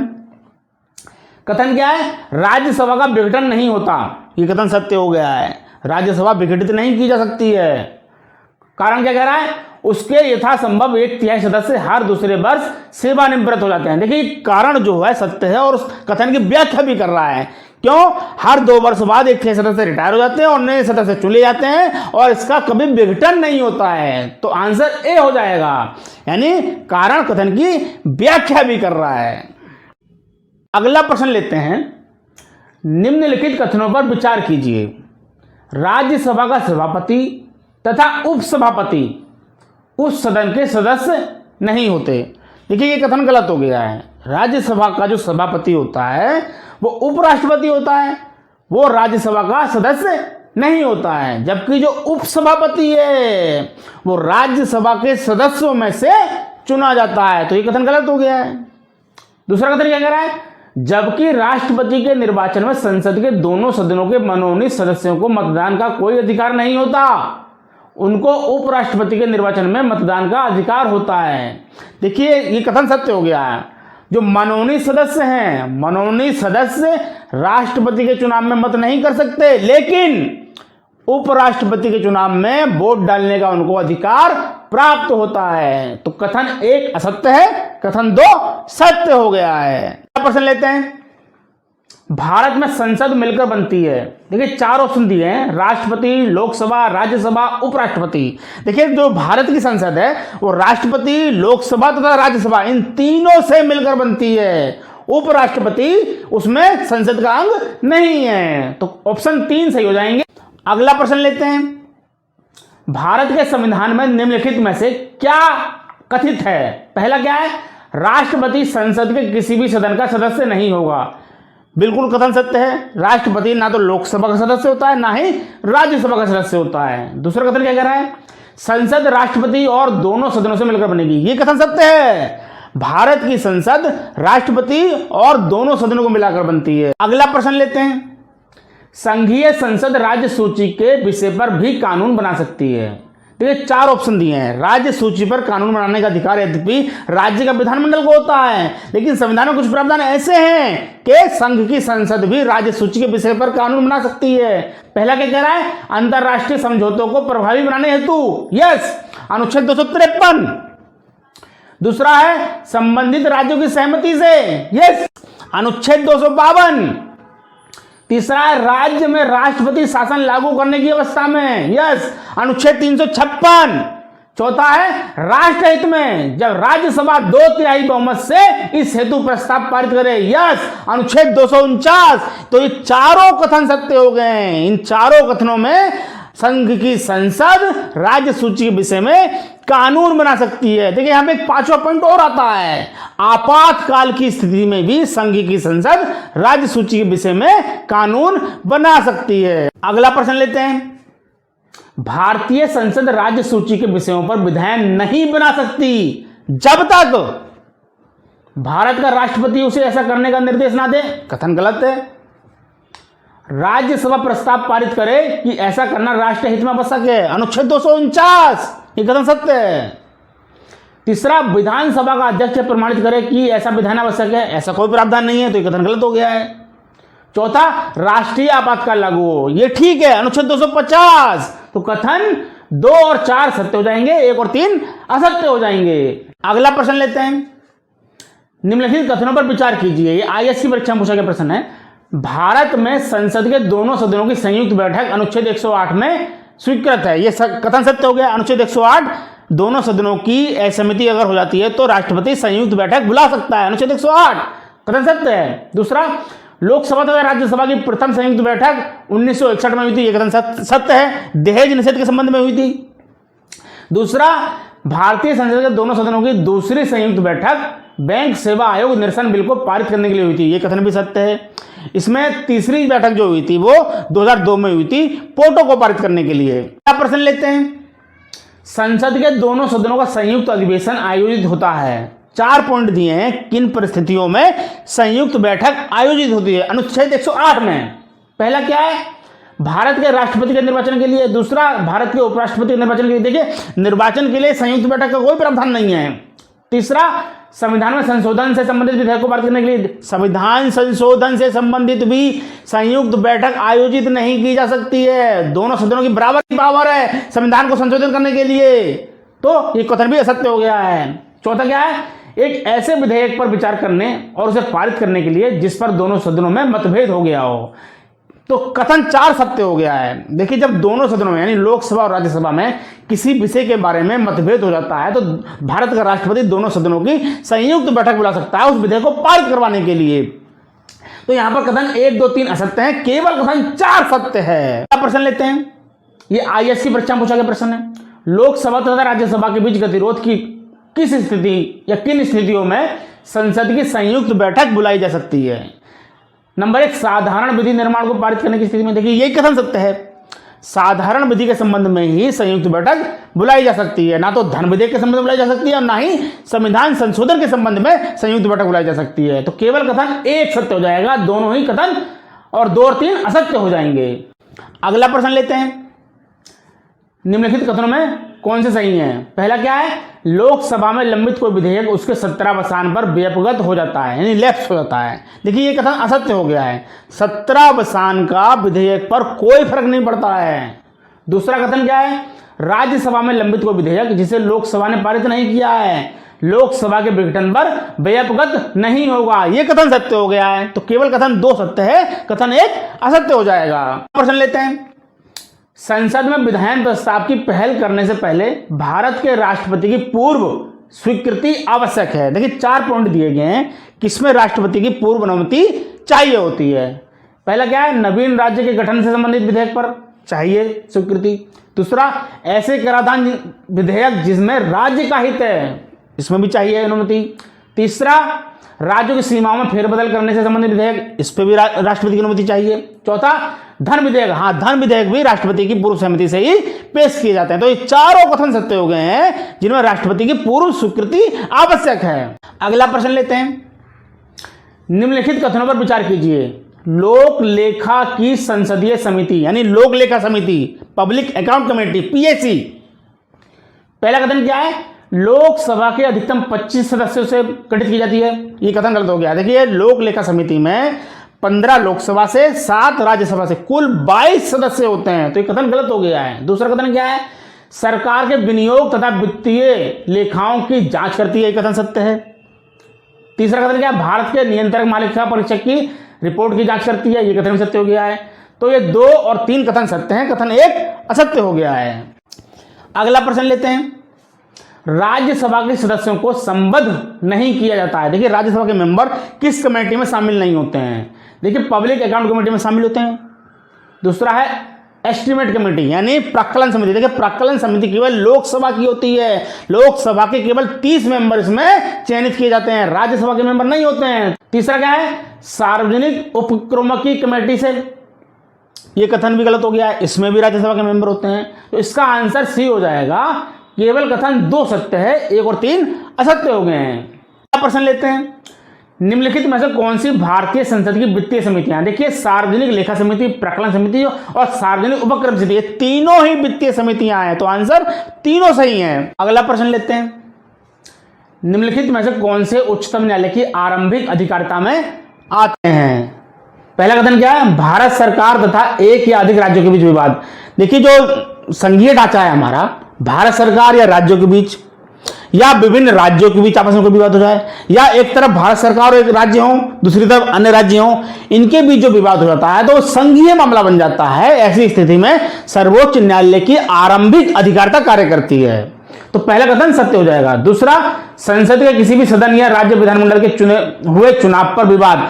देखिए, ये आरंभिक अधिकारिता नहीं है, ये हाई कोर्ट में भी जा सकता है केस। तीसरा, भारत सरकार तथा किसी संघ राज्य क्षेत्र के बीच विवाद। देखिए, संघ राज्य क्षेत्र को शासन तो भारत सरकार स्वयं करती है, तो यहां विवाद का प्रश्न ही नहीं उठता है, ये कथन गलत हो गया है। अगला, 2 या अधिक राज्यों के बीच विवाद, हाँ ये कथन सत्य है, दो राज्य के बीच विवाद होता है या दो से अधिक राज्यों के बीच विवाद होता है तो वो सर्वोच्च न्यायालय की आरंभिक अधिकारता में चला जाता है, क्योंकि संघीय मामला हो जाता है। तो कथन 1 और 4 सत्य हो जाएंगे, 2 और 3 असत्य हो जाएंगे। अगला प्रश्न लेते हैं, निम्नलिखित कथनों पर विचार कीजिए। कथन 1 क्या कह रहा है, भारत का संविधान अपने मूल ढांचे को संघवाद, पंथ निरपेक्षता, मूल अधिकार तथा लोकतंत्र के रूप में परिभाषित करता है। देखिए यह कथन गलत हो गया है। भारत के संविधान के किसी भी अनुच्छेद में मूल ढांचे की परिभाषा नहीं दी गई है। मूल ढांचे का सिद्धांत तो सर्वोच्च न्यायालय ने दिया है केशवानंद भारती के केस में, तो कथन गलत हो जाएगा। दूसरा कथन क्या कह रहा है, भारत का संविधान नागरिकों की स्वतंत्रता तथा उन आदर्शों जिन पर संविधान आधारित है की सुरक्षा हेतु न्यायिक पुनर्वलोकन की व्यवस्था करता है। यह कथन सत्य हो गया है। देखिए संविधान का संरक्षक सर्वोच्च न्यायालय है और सर्वोच्च न्यायालय के पास न्यायिक पुनर्वलोकन की शक्ति है, तो कथन 2 सत्य हो जाएगा, कथन 1 असत्य हो जाएगा। प्रश्न लेते हैं, कथन और कारण वाला प्रश्न है। कथन क्या है, जनहित याचिका जन सहयोगी नागरिकों को न्यायालय तक जाने की स्वीकृति देती है। बिल्कुल कथन सत्य है। देखिए जनहित याचिका का मतलब होता है जो व्यक्ति न्यायालय तक नहीं पहुंच पाते हैं तो कोई अन्य व्यक्ति या कोई अन्य संस्था उस व्यक्ति की तरफ से न्यायालय जा सकती है और केस दायर कर सकती है, उनको जनहित याचिका कहा जाता है। तो कथन सत्य हो गया। कारण क्या है, जन सहयोगी व्यक्ति उस व्यक्ति के लिए न्याय मांग सके जो किसी कारण से न्यायालय तक पहुंच पाने में असमर्थ है। ये कथन भी सत्य है और ये कथन कारण सत्य है और कथन की व्याख्या भी कर रहा है, तो आंसर ए हो जाएगा। अगला प्रश्न लेते हैं, भारत के एक राज्य के राज्यपाल से संबंधित निम्न कथनों पर विचार कीजिए। पहला क्या है, उसे जन्म से भारत का नागरिक होना चाहिए। देखिए ये कथन गलत हो गया है, यहां पर माइनर डिफरेंस है। राज्यपाल भारत का नागरिक होना चाहिए लेकिन जन्म से ऐसी कोई बाध्यता नहीं है, तो कथन गलत हो जाएगा। दूसरा, उसकी आयु कम से कम 35 वर्ष होनी चाहिए। यह कथन सत्य है, राज्यपाल बनने के लिए कम से कम आयु 35 वर्ष होनी चाहिए। तीसरा, उसमें लोकसभा का सदस्य होने की योग्यता होनी चाहिए। ये कथन गलत है। राज्यपाल में केवल 2 अर्हताएं होती हैं, वह भारत का नागरिक होना चाहिए और 35 वर्ष की आयु पूरी कर चुका हो। चौथा क्या है, वह 1 से अधिक राज्यों का राज्यपाल हो सकता है। निश्चित तौर पर यह कथन भी सत्य है, एक राज्यपाल 1 से अधिक राज्यों का राज्यपाल हो सकता है। तो इसमें कथन 2 और 4 सही हो जाएंगे, 1 और 3 गलत हो जाएंगे। अगला प्रश्न लेते हैं, किसी राज्य के गवर्नर के संबंध में निम्न कथनों पर विचार कीजिए। गवर्नर मीन्स राज्यपाल। पहला क्या है, उसे राष्ट्रपति नियुक्त करता है, बिल्कुल सत्य। दूसरा, राष्ट्रपति की इच्छा अनुसार पद धारण करता है, बिल्कुल सत्य। राज्यपाल राष्ट्रपति के प्रसाद पर्यंत पद धारण करता है, तो ये कथन भी सत्य हो गया है। तीसरा, उसमें राज्य की कार्यपालिका शक्ति निहित होती है, ये कथन भी सत्य है। देखिए संघीय कार्यपालिका शक्ति राष्ट्रपति में निहित होती है और राज्य की कार्यपालिका शक्ति राज्यपाल में निहित होती है। चौथा कथन क्या है, साधारणतः वे 5 वर्ष के लिए पद पर रहते हैं, ये कथन भी सत्य है। साधारणतः उनकी नियुक्ति 5 वर्ष के लिए की जाती है, तो चारों कथन सत्य हो जाएंगे। अगला प्रश्न लेते हैं, निम्नलिखित में से कौन सी किसी राज्य के राज्यपाल को दी गई विवेकाधीन शक्तियां। देखिए विवेकाधीन शक्तियों के बारे में बात कर रहा है। पहला क्या है, भारत के राष्ट्रपति को राष्ट्रपति शासन अधिरोपित करने के लिए रिपोर्ट भेजना, यह विवेकाधीन शक्ति है। दूसरा है मंत्रियों की नियुक्ति करना। देखिए ये विवेकाधीन शक्ति नहीं है, मंत्रियों की नियुक्ति मुख्यमंत्री की सिफारिश पर की जाती है। तीसरा, राज्य विधानमंडल द्वारा पारित कतिपय विधेयकों को भारत के राष्ट्रपति के विचार के लिए आरक्षित करना। विधेयकों को आरक्षित करना राज्यपाल की विवेकाधीन शक्ति है। चौथा, राज्य सरकार के कार्य संचालन के नियम बनाना, यह विवेकाधीन शक्ति नहीं है, तो कथन 1-3 सत्य हो जाएगा, 2-4 गलत हो जाएगा। प्रश्न लेते हैं, राज्य का राज्यपाल मंत्रिपरिषद के परामर्श से स्वतंत्र कार्य कर सकता है। देखिए यहां पर राज्यपाल की विवेकाधीन शक्तियों की बात की गई है। कौन कौन से पॉइंट दिए हैं, पहला, विधानसभा में सरकार को अपना बहुमत सिद्ध करने को कहना, बिल्कुल सही है, राज्यपाल की विवेकाधीन शक्ति है, वो मुख्यमंत्री से कह सकता है कि वो विधानसभा में बहुमत साबित करें।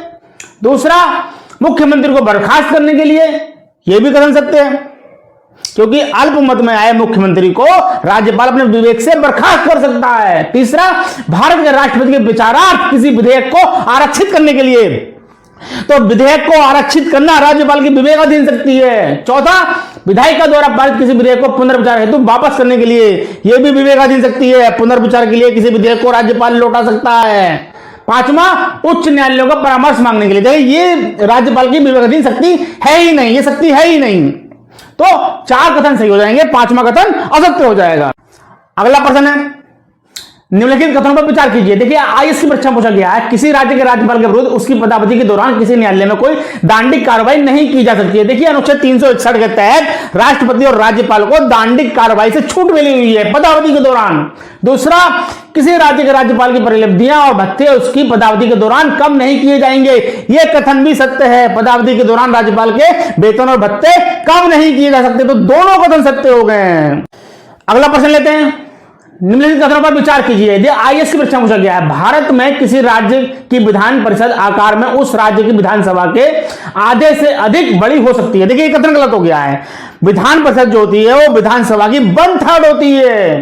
दूसरा कथन, किसी राज्य का राज्यपाल उस राज्य की विधान परिषद के सभापति को नाम निर्देशित करता है। देखिए ये कथन गलत हो गया है। विधान परिषद का सभापति अपने सदस्यों में से चुना जाता है, राज्यपाल को पावर नहीं है।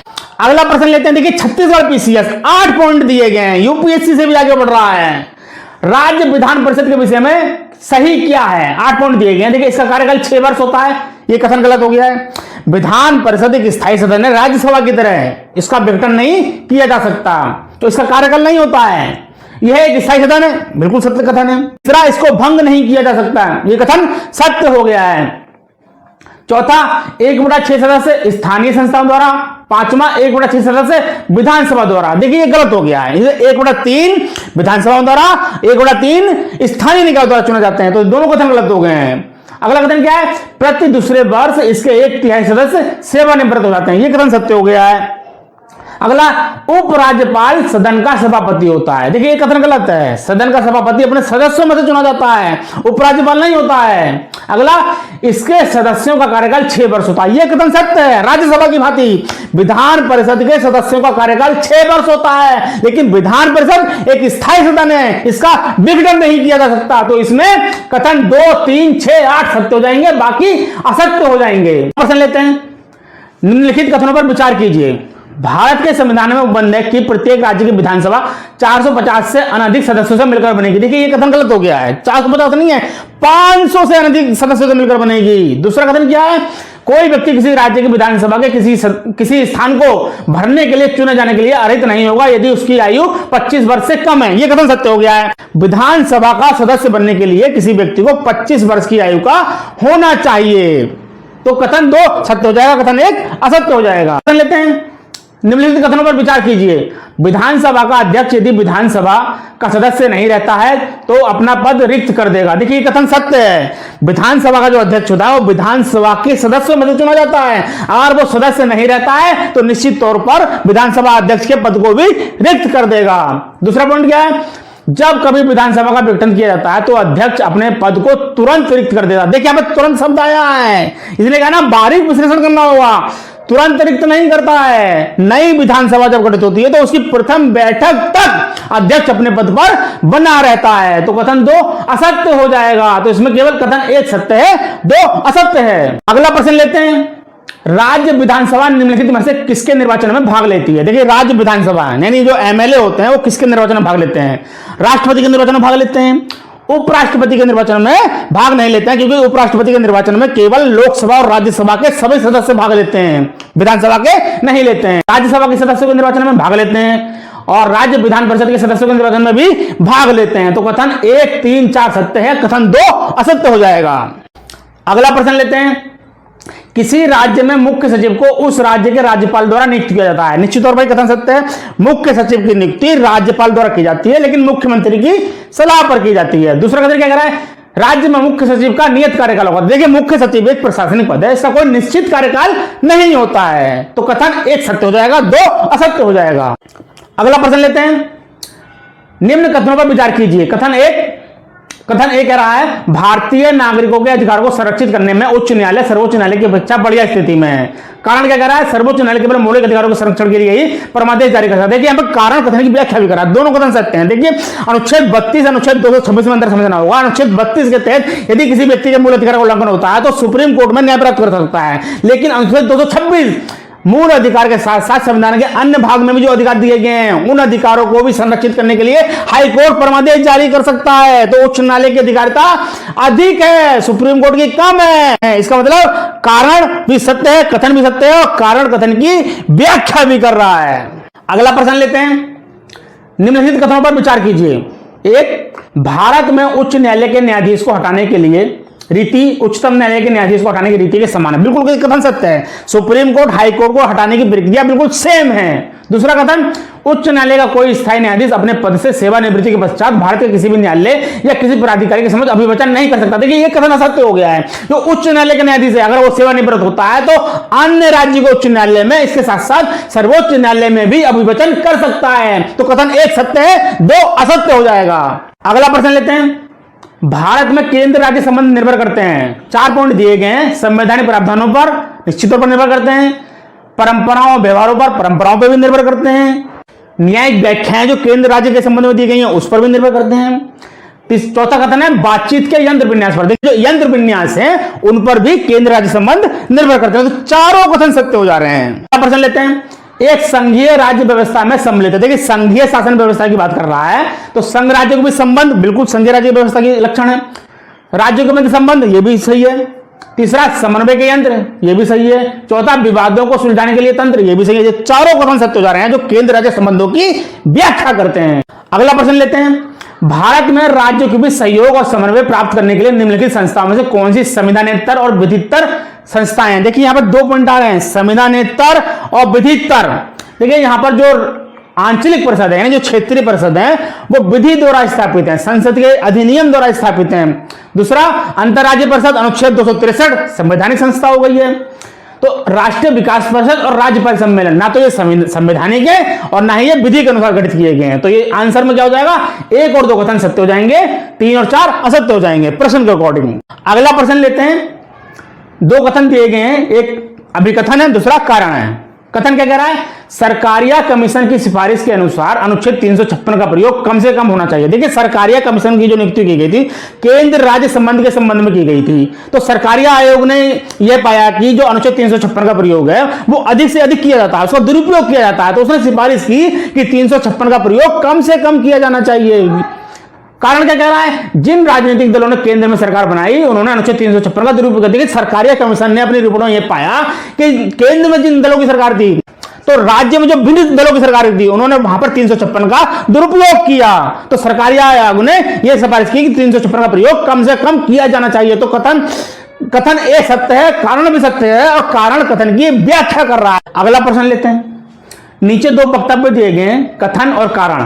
कथन क्या कह रहा है, केंद्र राज्य संबंधों पर पुनर्विचार की मांगें बढ़ती रही हैं। देखिए कथन बिल्कुल सत्य है। राज्यों के द्वारा हमेशा ये मांग की जाती रही है कि केंद्र राज्य संबंधों का जो निर्धारण किया गया उसमें परिवर्तन होना चाहिए। कारण क्या कह रहा है, राज्यों के पास विकास कार्यों के लिए पर्याप्त संसाधन नहीं है। देखिए ये कथन भी सत्य हो गया और इसकी व्याख्या भी कर रहा है क्योंकि राज्यों के पास विकास के पर्याप्त साधन नहीं है। केंद्र को अधिक शक्तिशाली बनाया गया है, केंद्र के पास संसाधन अधिक है, राज्य के पास कम है। इसीलिए राज्य केंद्र राज्य संबंधों पर पुनर्विचार के लिए हमेशा मांग करते रहते हैं। तो यह व्याख्या भी कर रहा है। अगला प्रश्न लेते हैं। भारत का राष्ट्रपति राष्ट्रीय आपात की घोषणा कर सकता है। देखिए जहां राष्ट्रीय आपात की बात आती है तो वहां पर 352 की बात आती है। क्या ऑप्शन दिए गए हैं, पहला भारी आक्रमण, आंतरिक अशांति, सशस्त्र विद्रोह और सांप्रदायिक संघर्ष। देखिए आंतरिक अशांति जो है वो 44वें संशोधन द्वारा हटा दिया है, इसके स्थान पर सशस्त्र विद्रोह रखा गया है।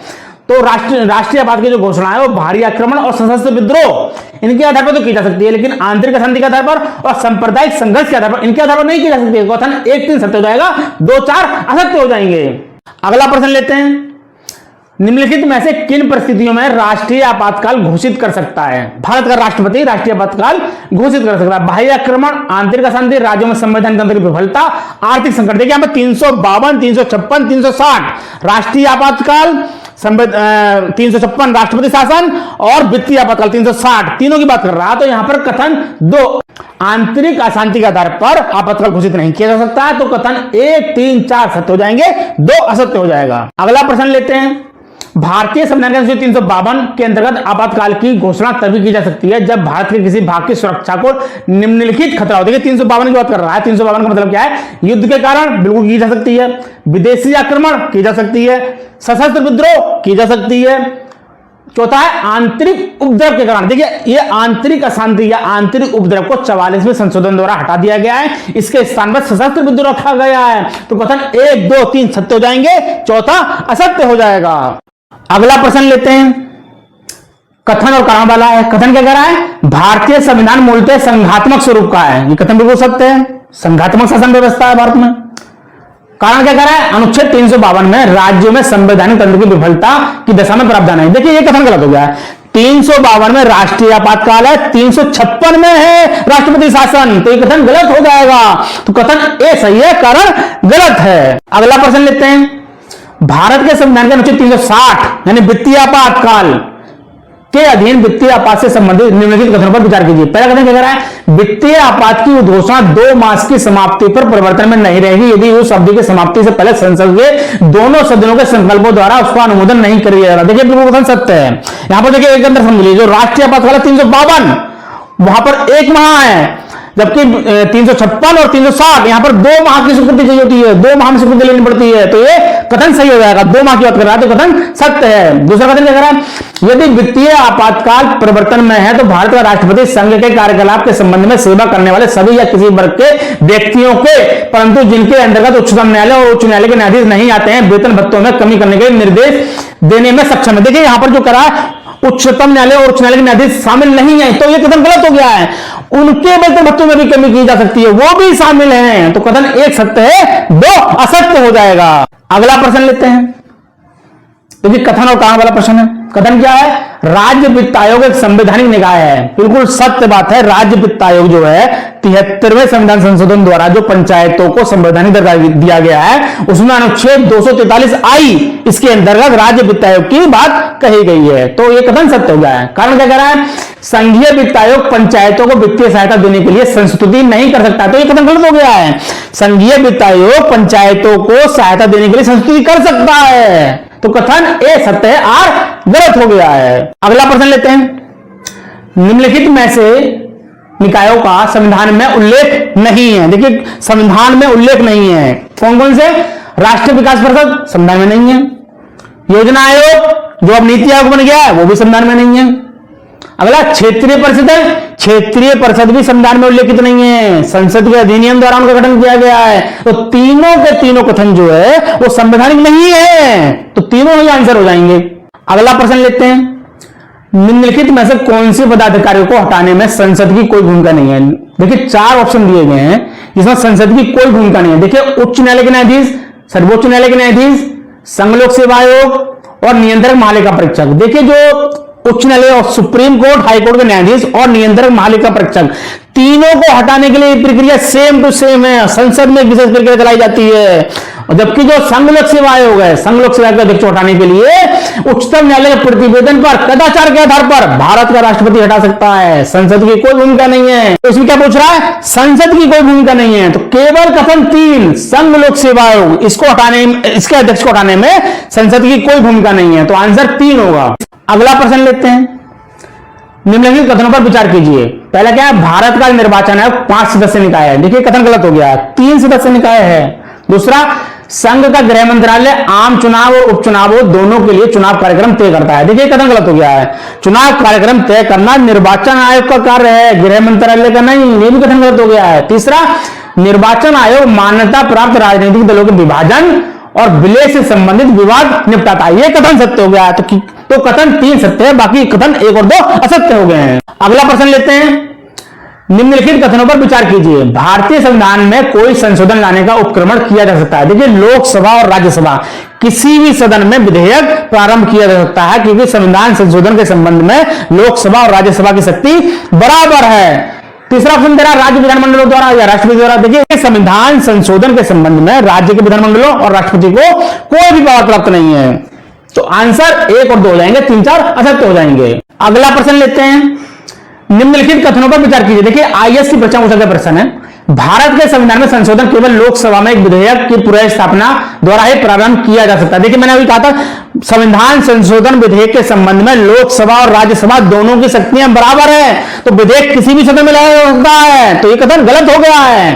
दूसरा, यदि ऐसा संशोधन संघीय चरित्र में परिवर्तन की मांग करता है तो संशोधन का समर्थन भारत के सभी राज्यों के विधानमंडल द्वारा किया जाना आवश्यक। देखिए ये कथन भी गलत हो गया है। यहां पर देखिए अगर संघीय चरित्र में परिवर्तन करता है तो कम से कम आधे राज्यों का समर्थन चाहिए, सभी का नहीं, आधे राज्यों का चाहिए, तो यह कथन भी गलत हो गया है। 2 कथन गलत हो गए। अगला प्रश्न लेते हैं। निम्नलिखित में से कौन से विषय हैं जिन पर कम से कम आधे राज्यों के विधानमंडलों के अनुसमर्थन से ही संवैधानिक संशोधन संभव है? देखिए, संविधान के कुछ भाग ऐसे हैं जिसमें संसद के समर्थन के साथ साथ लगभग आधे राज्यों का समर्थन भी चाहिए होता है। जैसे राष्ट्रपति का निर्वाचन बिल्कुल चाहिए, संसद में राज्यों का प्रतिनिधित्व चाहिए, 7वीं अनुसूची में कोई सूची बिल्कुल चाहिए, किसी राज्य के विधान परिषद की समाप्ति। देखिए, ये कितना गलत हो गया है। 1, 2, 3 सत्य हो गए, चौथा असत्य हो जाएगा। दोस्तों, वीडियो पसंद आया हो तो चैनल को सब्सक्राइब अवश्य कीजिएगा। आपकी सफलता की गारंटी मैं लेता हूं, बस आपको चैनल सब्सक्राइब करना है और मेरी आने वाली सभी वीडियो देखनी है। सफलता की गारंटी मेरी है। धन्यवाद।